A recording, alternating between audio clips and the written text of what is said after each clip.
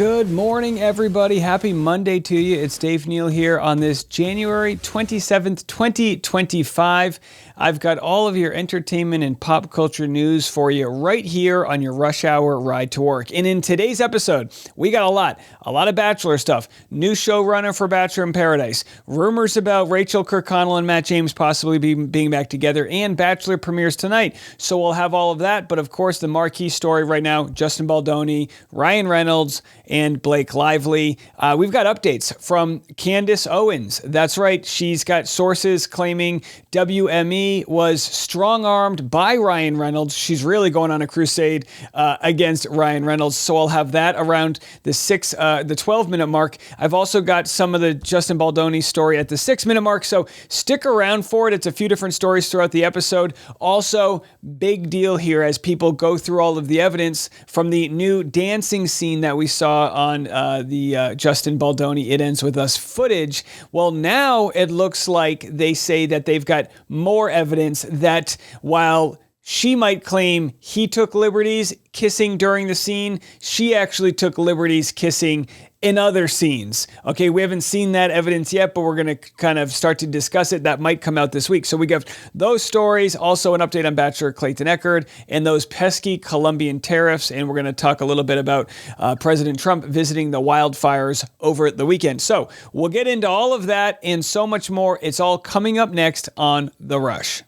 All right, like I said, Grant's season of The Bachelor premieres tonight on the Afternoon Rush Hour podcast. We'll play some of the trailers about what to expect. It could be fun. I don't know. You know, it could be a fun, messy season. I really don't have much to say about it. It's a shorter season, so we'll have to see if they pack the punches and get straight to the drama. No messing around. But I will say this. This is good to know for the ladies out there. Look at this promo. Papa John's is giving free pizza to Bachelor fans with the same name as the first impression rose recipient. Has to be spelled the same too. This is a genius idea by Papa John's. I mean, well, I don't know who the first impression rose winner is, but say it's Rebecca, but spelled with a K or whatever the heck you do when you spell Rebecca. Hey, go get your free pizza. You know what I mean? Give me a slice. I'm trying to limit my carb intake since the new year. And I got to tell you, I've lost 10 pounds, but I've also lost the will to live. So if anyone wants to slide me a slice, I won't stop you. All right. So anyway, here's the big interesting story of Bachelor. The real show that a lot of people love is Bachelor in Paradise. It took last year off. They were kind of on the heels of the success of Golden Bachelor, and they were like, all right, you know what? We just don't have the time for it. It kind of ran its course. So after a year off, it is back with a new showrunner. Now you might say, Dave, what does this mean? Is this a big deal? Well, the showrunner kind of calls all the shots. They're really the one in charge when it comes to the tone of the show, getting the most from the producers who get the most out of the talent I say talent very loosely, but either way, will they be at the same beach? All of these questions I don't have answers to, but it will be season 10 of Bachelor in Paradise. And here's an update that makes me hopeful. The new showrunner's last name is Teddy. Started his career as an editor. He worked on shows such as Flavor of Love and Rock of Love, and also as showrunner on the first season of Duck Dynasty. All right. Okay, Duck Dynasty, Flavor of Love. This is drama. This is fun. So we'll have to see. He also worked on Bravo's Summer House. So again, I think Bravo actually does a much better job with their reality TV than The Bachelor does. So we'll have to see if he's able to pull from them with any sort of the shenanigans, because obviously it's super contrived. But you got a bunch of young, hot people with nice bodies. Get out there, make a fool out of yourself, and give us some entertainment. All right, speaking of entertainment, how about this story? This is a big one for you, folks. Deux Moi, which is a kind of, I'll call it a smut account. They post unvetted, thoughts out there. Sometimes they turn into a real story. Sometimes they're just senseless rumors. Hey, as long as you know what you're signing up for. I got no hate for them, but that's what it is. So in this case, Deux Moi spotted, some random person said, and this is kind of like Gossip Girl, XOXO, just left my apartment in Kips Bay and walked past Matt James and Rachel Kirkconnell. And so we were like, oh my gosh, they're back together. We saw Matt, made this post, Dear Father God, I'm being obedient to you, and I don't think I should be dating Rachel or whatever. And he never put a ring on it, right? Ring on the finger. Or Rachel Kirkconnell dumped him. We really don't know. She hasn't made a public comment yet until right now. She says, wasn't me. Kind of, reminds me of the Shaggy song. Wasn't me. Caught me on the counter. Wasn't me. Caught me in Kips Bay. Wasn't me. So either way, she's like, nope, must be another brunette with nice eyebrows because it wasn't me. So again, does that mean this breakup's going to get messy? You know what? I'm really not sure. Will I be covering it when we get a statement from her or a podcast? Absolutely. Now, if anyone wants to start a campaign to get me to interview Rachel, wouldn't this be a great? I mean, she can trust me, right? With the first podcast post breakup, everyone get in her DMs. No, I mean, don't do that.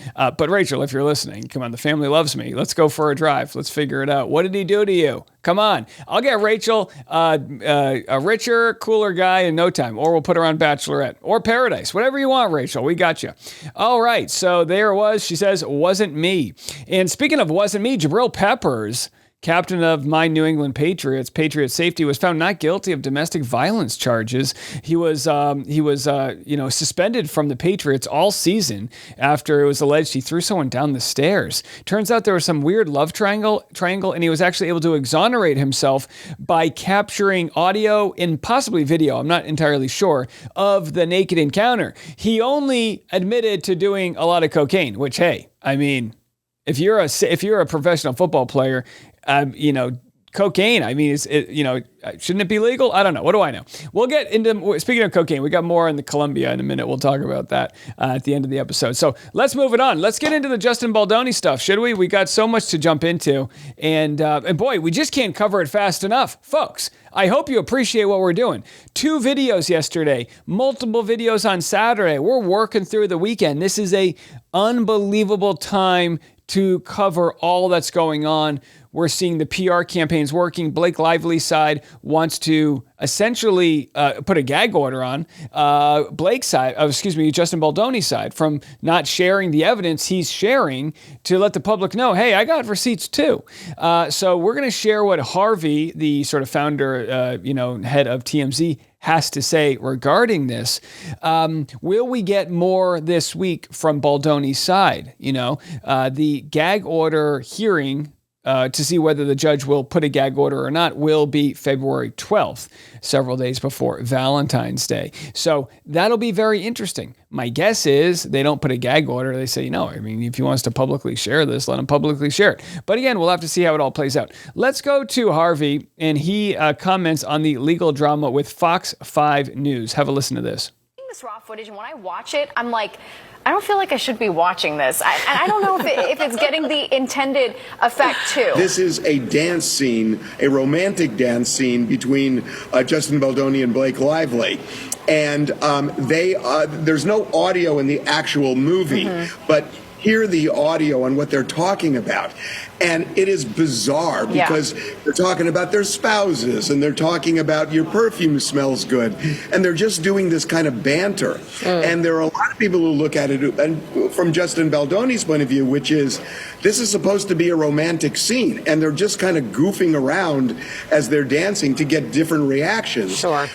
And by the way, I think that's the way to look at it.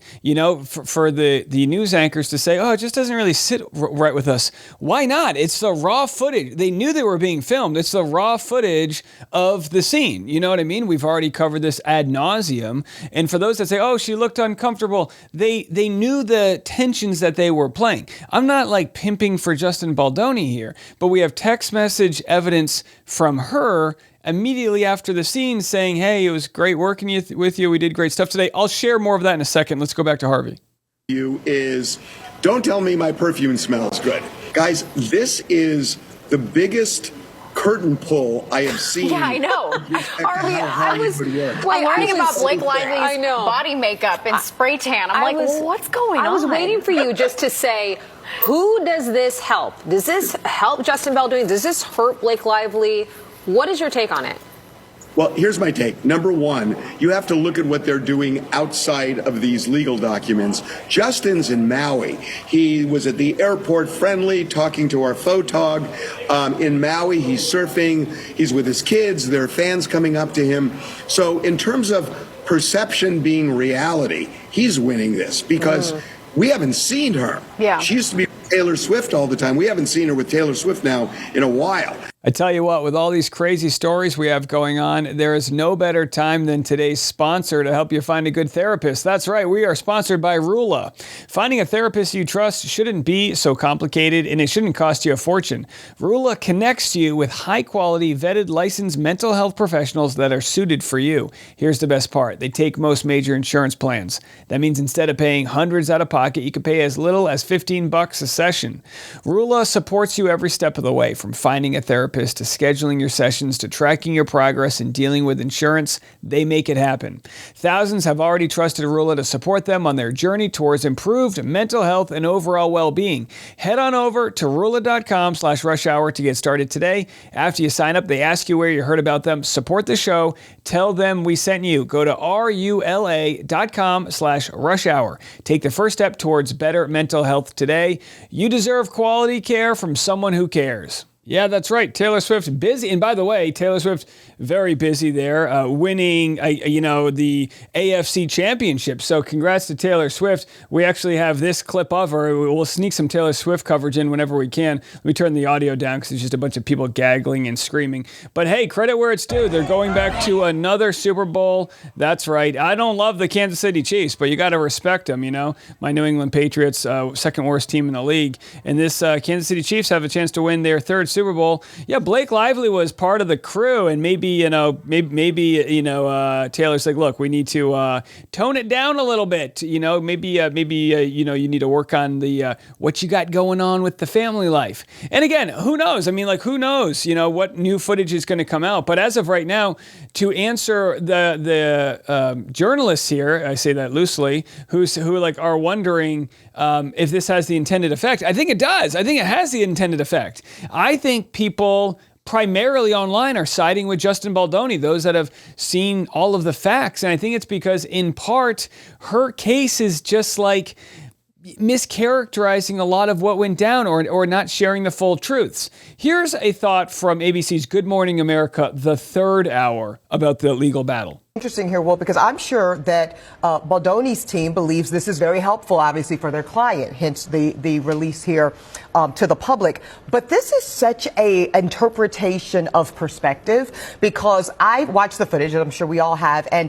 it's very easy to argue, that this indicates much of what Blake Lively is saying. You see her literally, physically, viscerally pulling back from a kiss that was not pre-planned at some point. It's like people are acting like they're on a first date here. You know what I mean? Was it pre-planned or not? So anyhow, and again, do I think we've seen, like you guys who are watching this, do I think we've seen more than these pundits here? Yeah, I think so. I think a lot of people online have consumed more than what they're talking about on the third hour of Good Morning America. I think just as much as it could be helpful to him, if you want to interpret it that way, I think this was a very dicey move, because I think this very much opens up interpretation to what Blake Lively is saying was uncomfortable, and the key word here, unwelcome. So I guess the question's this: if it's left up to interpretation, it's not a smoking gun. Now, that would be really terrible if she felt like she was really being used in that position and that, she was violated. She would probably immediately text her agent. They always have their agent. The agent gets 10% of what they get. So when you need your agent, you call them. You get them right on set, the SAG rep, all these other things. Not exactly the case. Now, I was sent this very interesting video from the Enquiry. They got a bunch of views racking up, talking. It's a whole hour-long video discussing all aspects of the case, but very specifically, I wanted to play the clip here where they discuss this dance scene. Then, in the most damning evidence presented thus far, Justin and his lawyers go on to prove that it was Blake who was improvising kisses, and that she set the tone, that improvising affectionate gestures while in character was perfectly okay, although she is now trying to demonize Justin for allegedly doing the same. Now my question would be this: if they do have raw footage of Blake overstepping the bounds of what the intimacy coordinator had said was going on for the scene, what does that mean? It's kind of like you wipe out both people's claims here. I'm honestly not really sure. They said they have her on film shooting a scene, and in every last take, she improvises different kisses and the frequency of those kisses, and Justin just allows her. Furthermore, only 2 kiss scenes were actually filmed before the writer's strike and before she forced them to sign the document to return to work. The inappropriate kissing would have had to have taken place in either of those scenes, and they have them both on camera and are disproving her claims. They have proof that both of those kiss scenes were in fact choreographed and played out according to that choreography on film, once more proving that Blake not only lied, but that she keeps repeatedly applying double standards to her behavior versus Justin's behavior. And I guess that's what it would be, right? Double standards. So, hey, great work by The Enquiry. You guys can go check them out on YouTube. There's their YouTube channel right there, 20,000 subscribers. And yeah, I think it's really interesting. And, I think Justin Baldoni's side is going to just release things one at a time. So each become a news story. And the longer this goes on, if they have the receipts here, Blake's side is going to want to settle this thing at all costs. If this is the direction it's going, we'll have to see. But that is the most damning evidence so far, and it might make you wonder. In response to we've covered Cameron. What's her name? I always want to say Candace Owens. Golly, hey, it's Monday morning. We covered Candace Owens. Whew. And she has this big theory. She says is 95% right. She says she has all these inside sources that Ryan Reynolds is super mad because he saw the dailies of everything. Well, if that is true, this might be the reason. Maybe he saw the last take of every scene and he's like, whoa, you really danced around the description on that one. It looked like you liked it too much. And maybe he's in a jealous rage. Who knows? Either way, the story's not over. Now, we mentioned Candace Owens earlier and how she's been sort of covering this case very closely. And as kind of happens with media personalities of a larger size, is once you start covering it, sources come out of the woodwork. She says she has sources in the family. Whether that's true, we're not sure. But she's discussing the fact that William Morrison Dever, who dropped Justin Baldoni and publicly said it wasn't because of Ryan Reynolds, well, now Candace is saying, no, it was because of Ryan Reynolds. Here's what happened. A-list friends. I'm friends with Taylor Swift. I am friends with Hugh Jackman. I'm the person that plays Deadpool. And that is when this person was a strong contact. So this isn't like a little bit of tea. This is like, I felt good receiving this information from another person who said that it was Ryan Reynolds who marched into WME, okay, which is Endeavor. It's also called Endeavor. It is the biggest talent agency in the world. Every celebrity is under there, from Taylor Swift to Justin Baldoni, and said, it's us or it's him. Like, you're going to drop Justin Baldoni or you're going to lose all of us. And I obviously that has a little bit of weight at Endeavor if you're friends with Taylor Swift. So here's the article of what happened next. You can see Justin Baldoni gets dropped from WME in wake of Blake Lively's sexual harassment allegations. That person is telling me that it was 100% Ryan that orchestrated that dropping, and it was an ultimatum that he delivered to their door. So Ryan felt like he won. He had Justin Baldoni, as we showed you, in the basement at his own premiere event, even though it was his movie that his production company brought the rights from. Justin Baldoni in a basement with his wife and his family, celebrating it next to Dasani water, making the best of it. Yeah, there it is. So Candace Owens is she's on the trail. What do you want to say? As far as this case goes, she's just continuing to share what sources are telling her. All right, up next, we've got Miley Cyrus. Yeah, that's right. Sadly, she's in the news, not for great reasons. And Miley Cyrus doesn't want to get involved with the family drama amid her brother's strain with her dad, Bailey Ray. I guess she's now not in contact with the father, but it's getting really messy. Here's what was posted by Trace Cyrus, who previously publicly said, hey, we know our dad needs help. He said, Dad, my message was beyond loving. I could have been extremely honest about a lot more, but I don't want to put your business out there like that. But for you to threaten me with legal action for wanting you to get help is a disgrace. Yeah, I mean, look, you know, there's nothing illegal about saying you want somebody to get help. It sounds like he needs help. It sounds like the family does. Man, fame is a hell of a drug, folks, right? So for those of you out there that have a happy family and you're not famous, probably a good thing. probably a good thing. But either way, we'll give updates as they come. All right, so I've got a couple political stories, but why don't we jump into Clayton Eckard first? This Clayton Eckard story, it doesn't have any ending in sight. So Clayton, and by the way, if you're new to my channel, I am the journalist who has been at the epicenter of the Bachelor Clayton Eckard story. He was the Bachelor. He was accused of knocking up some lady. We find out that he only got a blowjob, two blowjobs from her. She claimed she was pregnant with twins. The evidence never really supported that. There was fake, there was what clearly looked like edited photos. We exposed the fact that she put a Fiverr logo on an ultrasound. She faked medical evidence, which again, she admitted to some of it in court, but she maintains she was pregnant. No one believes her. There's no credibility at all. And she's filing an appeal after the judge sided with the Bachelor. So not only is she filing an appeal, but her lawyer, whose name I can't even say out loud because it gives me heartburn, apparently he's... You tell me if this is racist. He's saying things. So Laura Owens, the person who accused Clayton of being the father of her never-born twins, she accused Greg Gillespie of the same thing, really, and accused this guy Mike Maricini and maybe this guy Matt of saying they knocked her up, all different times, of course. Well, Greg Gillespie, she has now renewed her restraining order against him, but this is what her attorney had to say about Greg's wife, Ashley, who, by the way, is a very beautiful, nice person. He said this. Someone said, David, have you seen Greg's wife? Smoke show hot and doesn't need a filter. Laura's attorney, Baby Jingy, says, I look forward to her deposition, assuming Trump hasn't deported her before then. I guess this because she's Mexican-American. I'm really not sure. But this type of intimidation online by somebody's attorney should not be allowed. He's been looked into multiple times by the Arizona State Bar, and his client is currently under investigation by Maricopa County prosecutor. And I personally would like to live in a world where lawyers don't muscle and try to intimidate you online. Just do your job. That's what I would like. So there's your update on that. If you haven't caught up with the story, I have a whole playlist, but we were threatened with a $120 million lawsuit. So if you like what we do over here and you want to put bread in the tip jar, go to patreon.com/Dave Neal, where we'll give it to you, and try to be as authentic and, real as possible. That's all we can try to do, but we got to call out the malarkey as we see it. All right, speaking of malarkey, we've got quite the natural disaster that has happened in Southern California and is still currently happening.